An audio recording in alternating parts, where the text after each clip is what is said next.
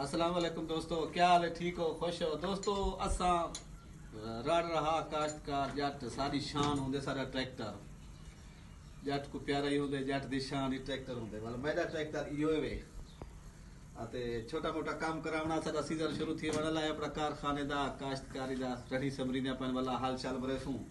आज को सेट करन दे पियो मिस्त्री साहब सारा वाला वो सादा भत्रीजा आ गया अपना ये जे काम दा एक से करदा खुलेदा करे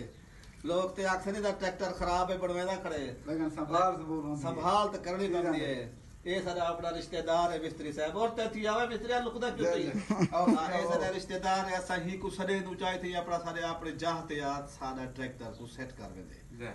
ते मैं अपने बाकी अपने रिश्तेदार को अर्ज करे सा अपने जवान को सजा करो अपने पैसे अपने घर से वैसे अपने मिस्त्री ने काम कराया करो और काम भी तरसा लेदा कर दे सी मेहरबानी।